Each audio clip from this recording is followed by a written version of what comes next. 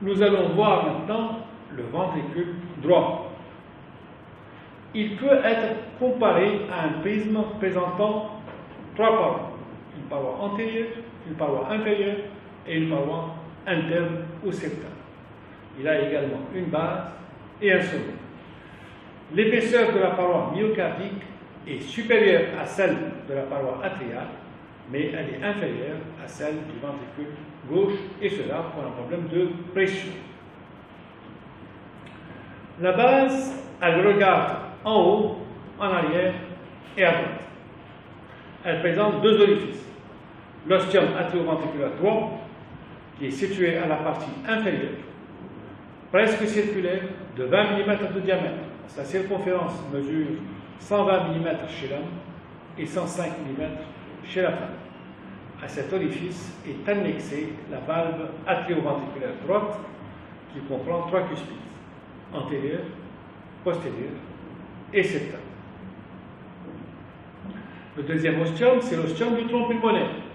Il est situé à la partie supérieure de la base, en avant, à gauche et au-dessus du précédent, à l'extrémité supérieure du cône artériel.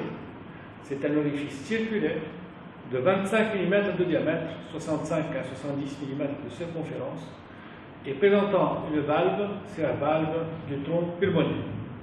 Cette valve possède trois valvules semi-lunaires, antérieure, droite et gauche. La partie moyenne du bord libre de chaque valvule est pourvue d'un petit nodule fibreux, c'est le nodule de la valvule semi-lunaire. Maintenant les parois. La paroi antérieure, c'est la plus large des trois parois. À sa partie moyenne se trouve le muscle papillaire antérieur. Les cordages tendineux de ce muscle papillaire s'insèrent essentiellement sur la cuspide antérieure. La deuxième paroi, c'est la paroi inférieure. Elle est très concave, elle donne son insertion au muscle papillaire postérieur.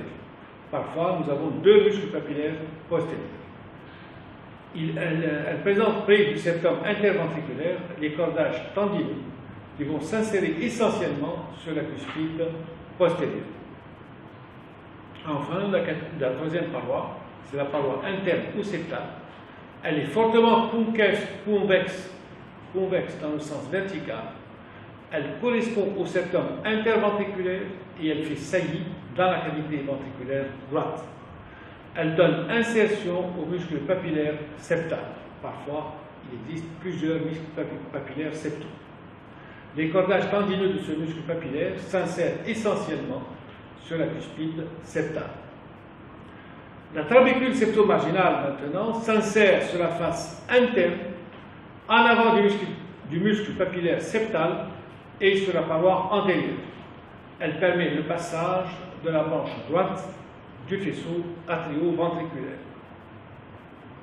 Enfin, le sommet, il va présenter un aspect caverneux qui est dû au nombreux trabécules charnus et aux petits muscles papillaires. Donc, comme remarque, ce qu'on peut retenir aussi, c'est que les cordages tendineux s'insèrent sur la face périphérique de la cuspide, au niveau de sa base d'implantation et au niveau de sa partie moyenne ou de son bord libre. La cuspide antérieure, le muscle papillaire antérieur, la trabécule septomarginale, le muscle papillaire septal forment une cloison à claire-voie séparant la chambre de remplissage du ventricule droit du cône artériel antéro-supérieur qui est en rapport avec l'ostium du tronc pulmonaire. La partie la plus haute du cône artériel dérive du conus.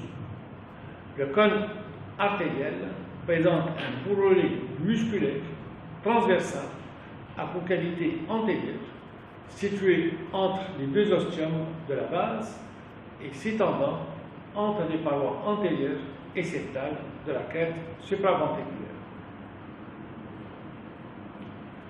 Donc, à droite, schématiquement, la valve atrioventriculaire est formée de trois cuspides.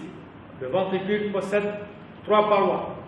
Chaque paroi présente un muscle papillaire et ce muscle papillaire est relié à une cuspide. Je vous remercie.